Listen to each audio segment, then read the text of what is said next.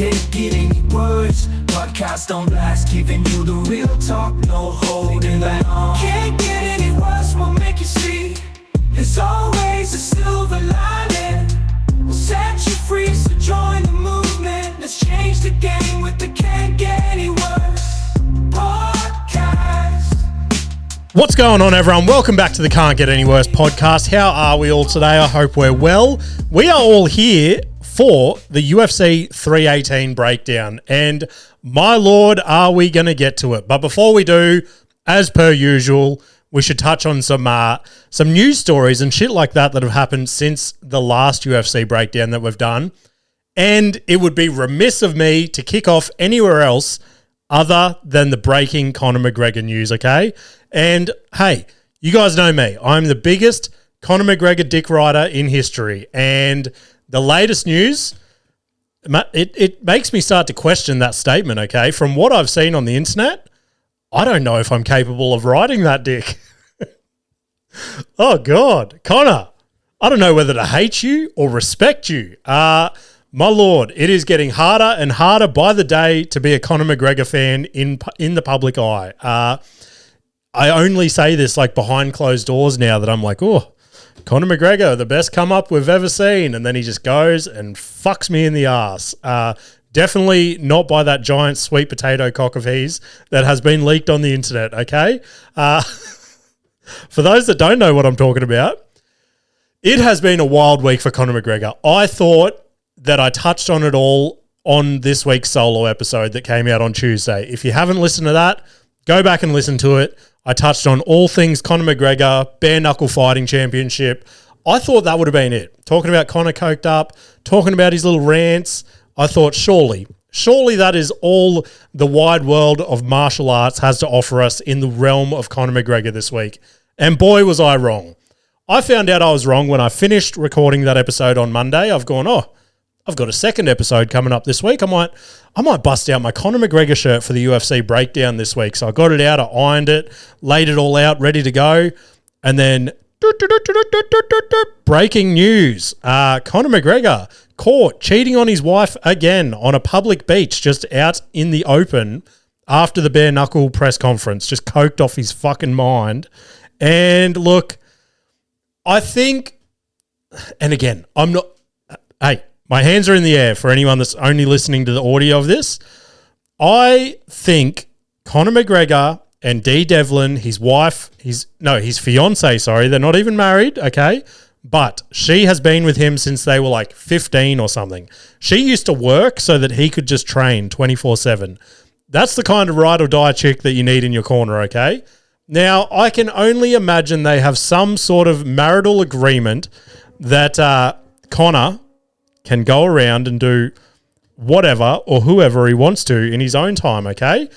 The amount of times he has been caught with different women that is not his partner, that can be the only that can only be the only thing that I can think of that makes sense.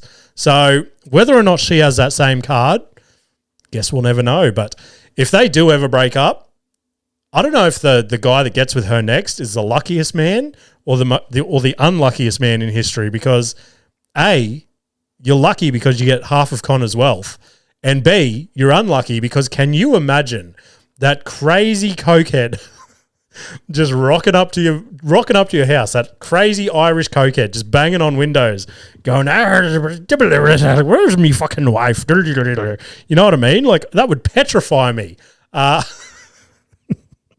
That's potentially the worst Irish accent in podcasting history, but we move on. We move on to the next thing, okay? And I know I've tossed it around already. I've tossed it around enough, and I don't mean to use the word toss when I'm about to talk about a man's penis. But I think I saw a clip from Uncle Chael Sonnen, or Sonnen, depending how you say his last name, a UFC legend in his own right, okay? He went on his podcast and he summed it up perfectly. So I just thought I'd bring the clip here and I'd play him saying what we're all thinking this week, okay? Can't quit staring at Conor's dick. I can't stop.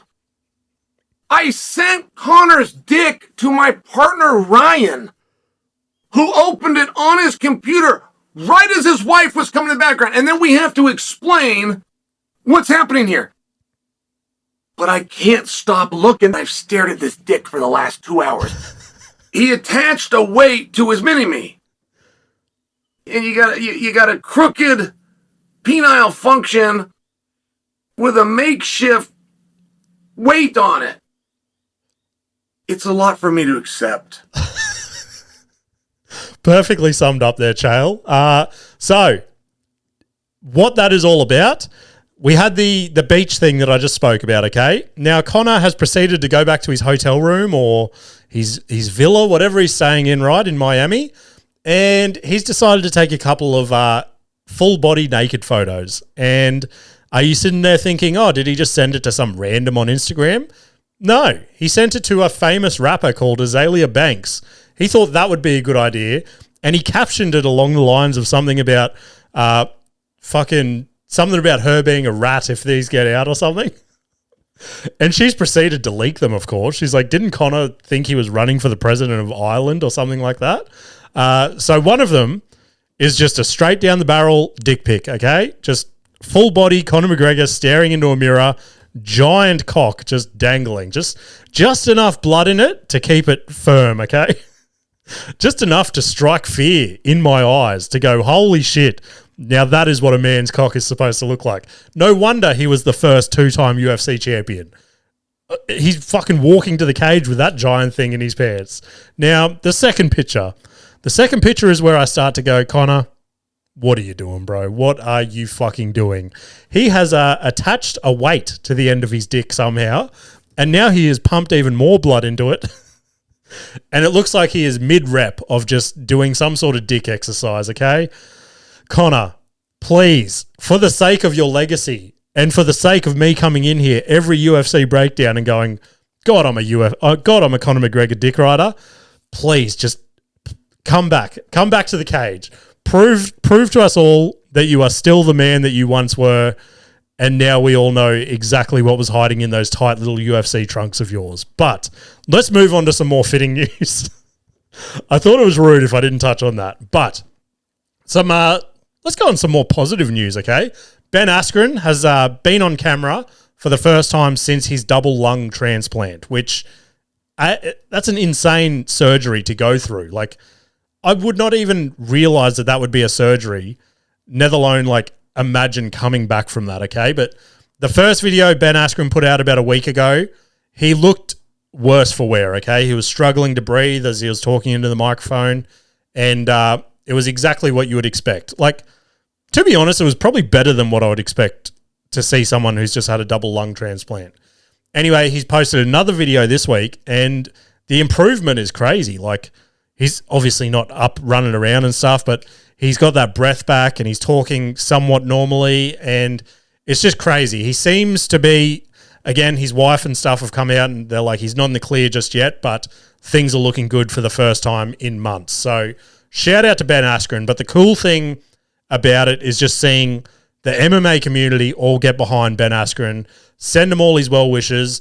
Jorge Masvidal, that was so good to see. So Jorge got one of what is seen as potentially one of the best knockouts of all time on Ben Askren with a flying knee. And to see Jorge go on social media and be like, hey, Ben, when you're feeling better, let me know. I'll fly up there, shake your hand, fucking hats off. Let me know if there's anything you need, yada, yada, yada. And it's just so good to see two people that once smack talk the fuck out of each other, just to see Jorge Masvidal turn it all around and go, at the end of the day, we're all just blokes. We're all doing this for a living. Whatever you need, I'll be there. Then on the other hand, we've got the whole who paid for it. So Ben Askren's insurance denied his claim, which is fucked. Like, what's the point of having health insurance if they're not going to cover you for shit like that? Anyway, that's a whole nother side of the story. So Jake Paul comes out and basically says, I'm going to help Ben Askren get the surgery. You don't see people like Dana White doing this, yada, yada, yada. Now, when Jake Paul came out and said that, I was like, yeah, you're right, Jake Paul. Then it comes out, Jake Paul makes a $500,000 donation. I think it was again, don't quote me, I think it was a $2 million surgery. I believe Jake Paul donated $500,000 And then the MMA/wrestling community donated another huge chunk of it. And then a few like mystery donors and shit like that, okay? Now, up until literally yesterday, so I'm recording this on Wednesday. I saw this news on Tuesday and I was like, thank fuck I didn't record this episode earlier, because I was about ready to come on here and be like, yeah, fuck Dana White. He doesn't help his fighters. The fighters are underpaid, blah, blah, blah. But then I heard Cain Velasquez talk on a podcast, and Dana White got hit up after the fight card this weekend, and they're like, why didn't you help Ben Askren with his surgery? And Dana basically, he tiptoed around it it was a really weird way, to be honest. Like, he was avoiding the question. He didn't want to answer it, but he was like, we helped out where we could, blah, blah, blah. And when I saw that, I was like, maybe he donated like 10 grand or something, which is nothing compared to what Jake Paul's donated. And then I heard Cain Velasquez come out yesterday and more or less tell everyone that Dana White basically fit the bill, I don't know, paid for the surgery, okay? And just doesn't like making shit like that public. And then the person like rebutted Cain, and Cain's like, Dana White is the person who paid my $1 million bail to get me out of jail, which is insane. Like, I personally didn't hear that news when Cain was released and shit like that. There was no one in the media that was like, oh, Dana paid his bail. Everyone is so quick to shit on Dana. And when I heard all this shit, completely, like, I already think highly of Dana. Like, I will never, there's bits and pieces that potentially I've shat on him before on the podcast that I possibly don't agree with, but there is no denying he's one of the greatest businessmen of our generation, and he's fucking basically made the sport that I'm now obsessed with. So to hear all this good shit on the backside of that, pretty fucking cool. So hats off to Dana White. Shout out to Ben Askren. Hopefully he starts to feel healthy soon. I know you'll be listening to this podcast in your hospital bed, but hey, fucking, I might send Ben a DM. We'll see how we go. But in other news, the White House UFC card has been not announced, but it's been announced that they will be doing a UFC card at the White House. Touched on it briefly a couple of weeks ago, so I won't go too in depth about it. But a couple things I did say. I said they'll just do it in like a function room in the White House. That has now come out this week and been proven wrong. Dana White has said the octagon will be basically on the grass. One backdrop of the octagon will be the White House, and the other backdrop, when the camera pans around, will be, what's it called? The something monument. I think it's like the Washington Monument or something like that. So that's fucking sick. I'm so stoked that they're going down that route and actually making it like a visual spectacle on top of it being a sick card. The other thing that he's come out and said is more or less a zero budget for this card. They are throwing everything they've got at it, making it the biggest and best card that they've got, to the point, and again, I am not putting any weight in what he said, but to the point where he said, we could even have Jon Jones and Conor McGregor on this card. Now, do I think there's a 0.00001% chance of that happening? Definitely. At this point, I cannot see Conor fighting at all. And at this point, I can definitely not see Conor and Jon Jones on the same card. And especially seeing, I don't know, nobody knows where the fuck Jon's at the moment. So whether or not that comes to fruition, but it would be incredible to see whatever that card is. It's going to be amazing. So I'm keen as to see that. We have, all right, I've got one more note. I was supposed to touch on this on the solo episode this week, and it doesn't quite fit into the UFC breakdown, but I think we've got to touch on it. I was supposed to talk about it, skipped my list, but Suga Neeks, she was on the Jake Paul card this week, on the boxing card, and now she is Australia's first ever male or female undisputed boxing champion, which is insane. I thought that was pretty cool. So yeah, I think now she's got all 4 belts, which makes her undisputed, and keen to see where she goes to from here. I believe she's somewhat local. Don't quote me on that. But anyway, shout out to Suga Neeks. Now let's move more towards Focus 318.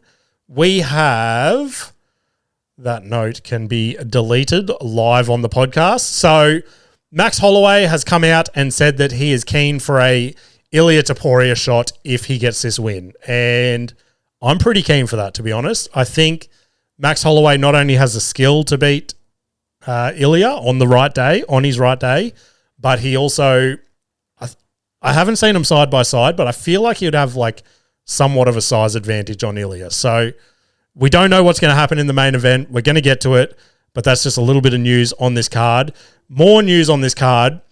The UFC is receiving heavy backlash on how poor this fight card is. And to be fair, the lead up to this card, I thought it was a lot better than what it actually is. And I think that's purely based on the hype of the main event. Like, when I saw that main event, I was like, holy shit, UFC 318, it's going to be unreal.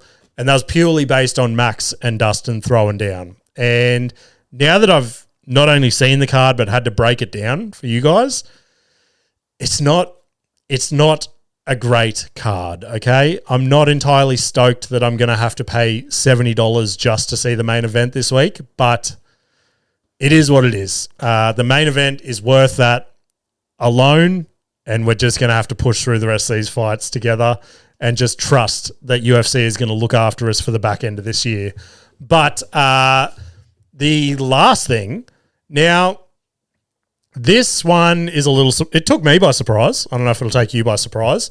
But for the first time in 3 years, Joe Rogan is not going to be commentating a UFC main event in North America, which is pretty nuts. There's been no real reason come out other than a scheduling clash at this point. So no idea what exactly that is. Usually when Rogan misses out on these events, he at least does like a fight companion. But that hasn't even been announced. Whether or not he does like a last-minute one, we'll see. But very surprising that not only is he skipping this for no real reason that we know of, like he might have a family emergency or something, who knows? That'll probably come out after the card. But to know that how much he likes Dustin and to know that this is Dustin's last fight, very surprising to know that he wouldn't want to be there and do the last in-cage interview with Dustin and send him off the right way. So based on that, I am throwing around the idea of now doing a live stream / fight companion, something like that. Basically just getting in here and feeling out the whole live side of things, mainly due to the fact that the card is not necessarily great other than the main event, and also due to the fact that like Rogan's now out and he's probably my favorite commentator, to be honest. He's been replaced by, what's his name? Fucking Paul Felder. So, look, he's going to get in there. He's going to do the job, but he's definitely not a Rogan in my eyes. So, I'm dabbling around with that idea. Stay tuned on my socials because that's where I will announce whether or not I'm doing it. So, if you're not following Can't Get Any Worse on Instagram, throw it a follow so you can keep up to date with that.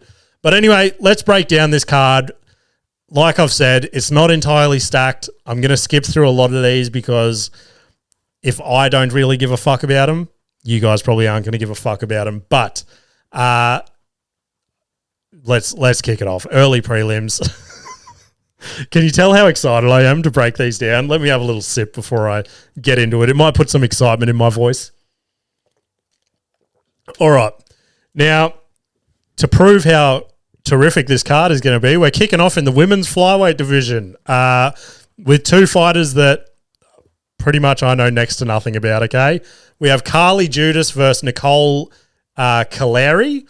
Now, Judas is the favorite in this, and like I said, I don't really know much about either of these fighters. I've had a look at both their records.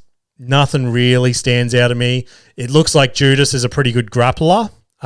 So for those purposes, and because she's the favorite, I'm just going Judas. And I would almost bet you could go Judas by decision, and that'll win. So that's our first one out of the way. Then we move on to the men's middleweight division. This one's not too bad, okay? I'm kind of looking forward to this one, and we will get to why. Bruno Ferreira versus Jackson McVeigh.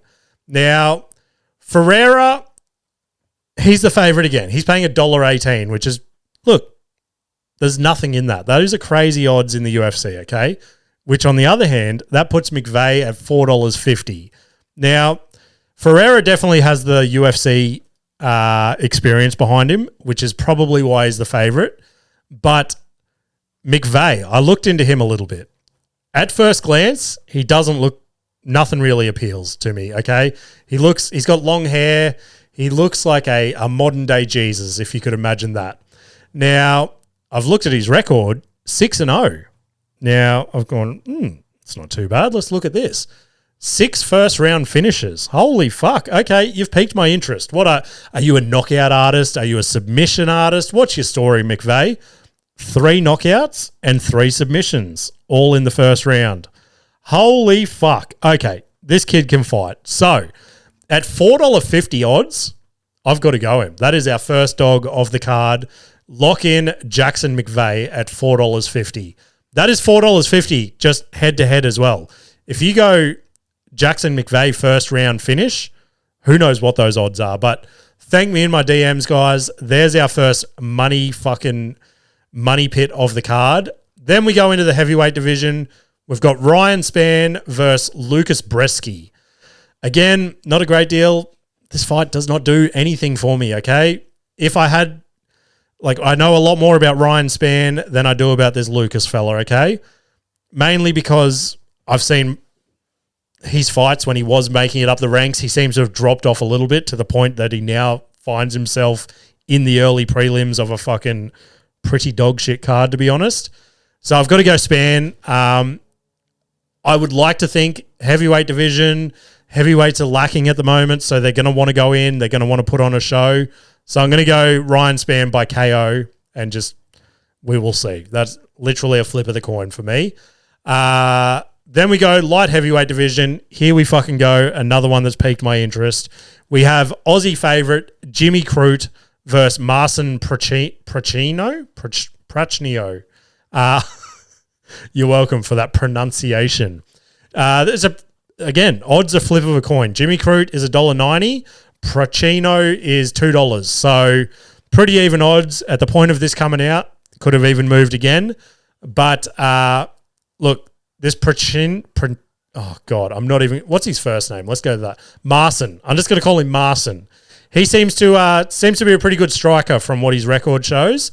And look, I can't break it down any further. We all know where this is going. We're going Aussie favourite, Jimmy Crute. I fucking love me some Jimmy Crute. And we're going to go in by knockout. I want him. We just had an impressive Aussie finish on the last card from Jake Matthews. He wants a top 15 opponent in his next one. And I think we're going to get pretty similar from Jimmy Crute here. I think it's time for another Aussie rise, especially with our 2 Aussie champs at the moment. I think the UFC is going to want to get behind these guys. And I think Jimmy Crute knows if he goes in there this weekend and gets another highlight reel knockout, that's going to put him right in the in talking contention to get like a top 10 opponent, a top 10, top 5 championship. That's how we're going to go. So it feels like Jimmy Crute has been around for years as well, but I'm pretty sure he's still he might not even be 30 yet. Don't quote me on that. All right. So Jimmy Crute by KO. That's what we're going on that last one. I don't even know if I fucking ended up saying that. Welterweight division, we need to be careful how we say this guy's last name. We have Adam Fugat versus Islam Dulatov. Dulatov is a Dana White Contender Series graduate, and he's $1.15 favorite in this card. Now, yeah, he's got it. He's going to get the win. He's a scary-looking German. He looks jacked as fucking shit, and I think he's got it. At $1.15, don't know what else to say, guys. That's who we're going for that one, and that gets us out of the early prelims. Thank fucking God. I don't know how much longer I could have ranted about those fights. The fact that Jimmy Crute is in those early prelims, that is an insult to Australian MMA. Bump him up at least to the prelims. All right, first fight of the prelims. I'm going to have another little sip because this one does excite me. This one has piqued my interest, mainly due to the favourite in this fight. Now, I wish he wasn't the favourite. I wish we could have got some value for this guy before he potentially blows up. I am watching this guy carefully. We have Atiba Gautier versus Robert Valentin. So Gautier is the guy I'm talking about. I don't see him losing this fight in any way, okay? He is a heavy hitter, couple of knockouts on his record, and I genuinely think this guy could be one of the up-and-coming guys that we need to watch. So he is paying $1.20. I'm going Gautier by KO. I don't know the odds on that exactly. I'd imagine it'll be tipping that $2 mark. So jump on that one, guys. Again, guaranteed money. Then we go Francisco Prado versus Nikolay Veretichniov. Prado $1.30, so he's the favorite. And again, it's another one of those boring fights where I do not see it going any other way other than the favorite. Unless this Nikolai guy lands a power shot somewhere in the flurry, I just see Prado grinding out a decision, to be honest. So a boring fight. I'm sorry you guys are going to have to go through that. Then we move on to, this one surprised me as well. I feel like this card should be on the main card compared to another couple that we're going to break down eventually, but Marvin Vettori versus Brendan Allen. So Brendan Allen, he's one of those ones, keep your eye on. I reckon he'll be in title contention within the next 12 months or so, or up in the sort of top 5 range. And Marvin Vettori, he's sort of been at the top and he's slowly on his decline, if you ask me.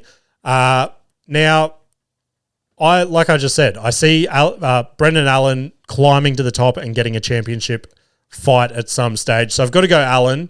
And again, like I said about, I forget who the last fight I said it about was, but I feel like he's going to want to go in there and prove to Dana and the UFC that he's sort of worth those big name fights now. So I've looked at his finishes in the past. I am feeling a sneaky submission from Brendan Allen in this card. So I'm going Brendan Allen by submission. So yeah, Allen is paying $1.45 just for head-to-head. Don't know what he is submission. I would imagine based on those odds, probably around the $3 mark, hopefully, but don't quote me. Go check it out, guys. Again, another little sneaky dog for you guys to jump on. Wrapping up the prelims, we have another Jesus-looking character in this one in the bantamweight division. We've got Kyler Phillips versus Vinicius of Oliveira. So Phillips is the Jesus character. He is a striker, but I just can't see him getting it done over Oliveira. So I'm going Oliveira. Again, I believe it's probably going to be a pretty boring fight, probably ground out to a decision as well. I would not be surprised if this UFC card goes down in history as the most decisions in history, but we will touch on it next week when we do a recap. Let's get into the main card. This is what we're all here for. Look, first fight, not too bad. Kickoff in the featherweight division. We've got Dan Ige versus Patricio Pitbull. Now, I was pretty high on Pitbull when he first came over to the UFC. I've tried to fucking fool all you guys into betting on him, and he let us down miserably. Probably one of the worst debuts I remember seeing in recent history, especially from someone that was a 2-division champion in another organization. So I was very disappointed in Pitbull. Based on that, I believe Pitbull needs to come out and just he needs to get this win more than anything. But in saying that, Dan Ige has that UFC experience. And I think he's got this. I think he's going to get it over Patricio. So I'm going Dan Ige at $1.57. I'm not going to give a finish on that. Probably going to be a boring decision. So yeah, why am I saying Dean Ige? Dan Ige for the first one on the main card. Then we go to lightweight division. We got Michael Johnson versus Daniel Zellhuber. Michael Johnson, obviously a veteran of the sport. I would imagine he needs to be hanging up the gloves in the next 12 months or so. I don't see him in title contention or anything like that. So unless there's something that he really needs to prove to himself, I cannot see him hanging around for much longer. I do not see him winning this fight unless, again, he just gets in there and he starts swinging and just biting down on that mouth guard and showing this young kid what these UFC vets are all about. But I see Zellhuber just grinding out a decision.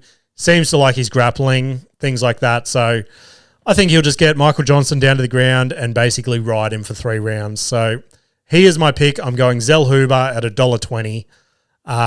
Then we move on to the middleweight division. Now we're starting to get into some interesting fights, okay? So thank you for bearing through all those with me. We have in the middleweight division, Kevin Holland versus Daniel Rodriguez. Now I am genuinely intrigued in this fight. I'm keen to see how it all goes down. Literally, again, in the odds, flip of a coin, Kevin Holland, $1.80, Rodriguez, $2. Now, fun little fact, okay?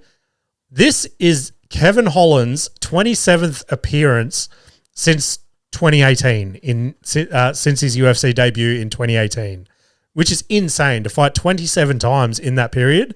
I think when I saw that stat broken down even further, that was like 3.5 fights per year, which is insane. Which I believe he has now beaten Cowboy's record of most fights in that period. So that's impressive. Don't get me wrong. I do like Daniel Rodriguez. I genuinely like him as a fighter. He's exciting. I think he's going to want to get in there and get a win over a big name like Kevin Holland. But in saying that, I do see Kevin Holland winning this fight. I think he's going to grind out a decision. I think it's good. This could potentially, if the main event doesn't deliver how we're all expecting it to be, I think this could be sleeper for fight of the night. I think they're both going to want to go in there, throw down, prove their point on a decent, like I think this card is going to like have decent pay-per-views because of the main event. So I'm going Kevin Holland by decision. I've only got head-to-head odds, so he's $1.80. I would imagine maybe $2.50 you might get for that, maybe. Then we go on to the middleweight division. We've got Paulo Costa versus Roman Kopylov. Look, not entirely excited about this fight. Is it one of the better ones on the card? Yeah, I suppose, but is it worth the pay-per-view? Not particularly. Paulo Costa, I am beginning to fucking hate him as a fighter. He's pulled out more times than I can remember. And yeah, I just do not see him getting past this young Russian kid. Unless he gets in a big power shot in the first round or so. If it finishes in the first round, Paulo Costa gets the win. If it grinds out to a decision, Roman gets the win. So I'm going Roman at $1.35. If you want a bit of extra juice in there, go Roman by decision. I just think, yeah, his consistency in the cage and his just fucking desire to be in there more than Costa is going to get him the win. That's where we're at. That leads us to our main event, ladies and gentlemen. This is what we are literally all here for. Dana White should have just announced his card, and this should have been the only fight on the card, and we all still would have fucking paid for it.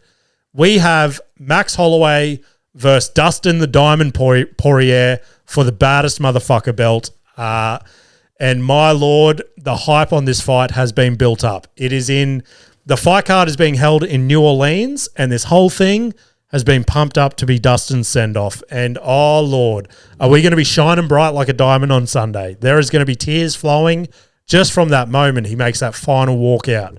It is going to be insane scenes.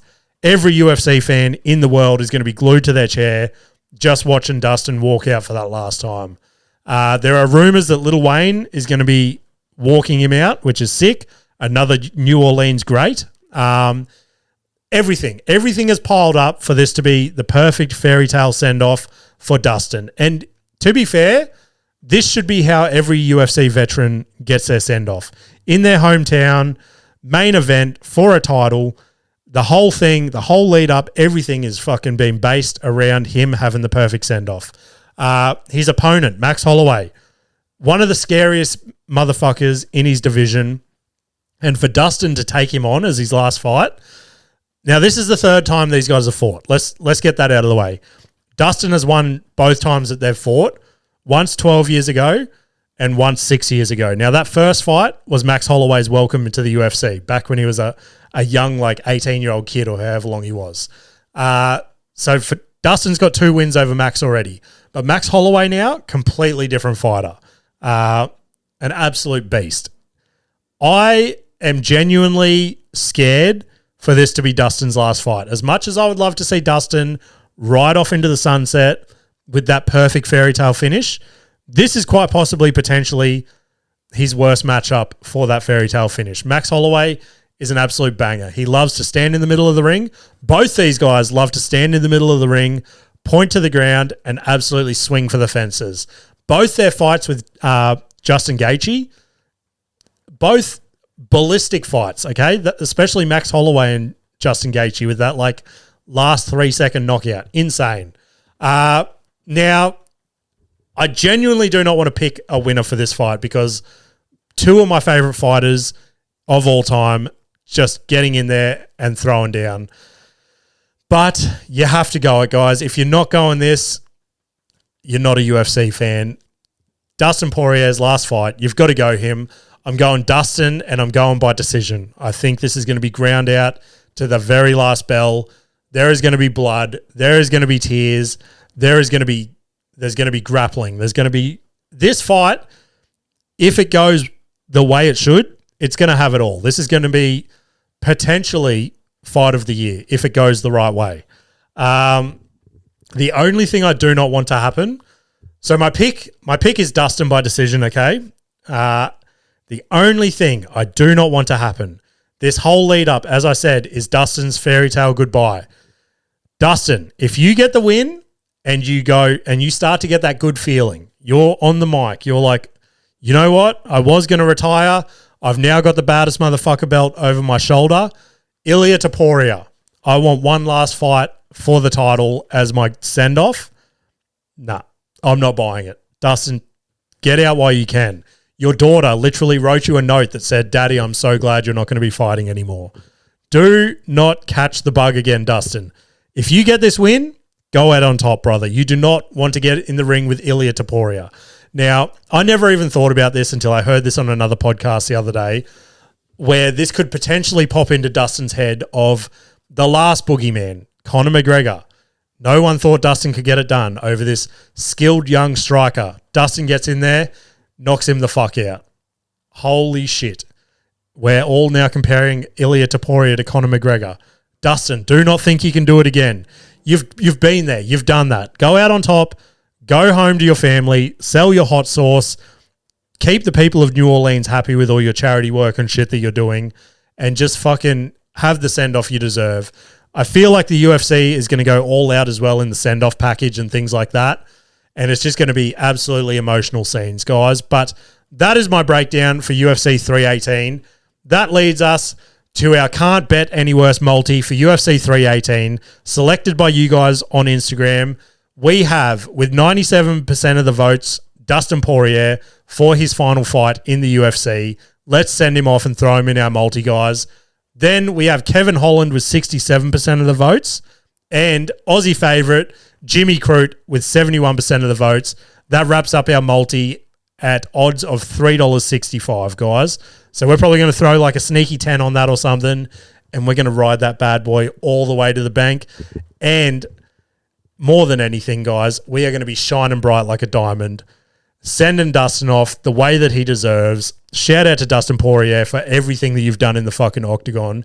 It has been an absolute pleasure to watch you throw down in there. I know you're never going to fucking hear this, but I feel like as a top-tier Australian MMA journalist, I need to say that to you. So, ride on the multi with us if you're listening to this, and also stay tuned for a potential live stream for UFC this Sunday if things go to plan. But follow me on socials in case that does go down. Couple of gigs to plug this week. Thursday the 17th, so the day this comes out, I will be at a Prey Surf down at Burleigh, doing stand-up for the first time in 3 weeks, so I'm guaranteed to bomb my dick off. Then Monday 21st, I will be at Newmarket Hotel for sit-down comedy. Then the day before that, I'll be at Distillery Road Market. I'm not on that one, but producing it for West Park Productions.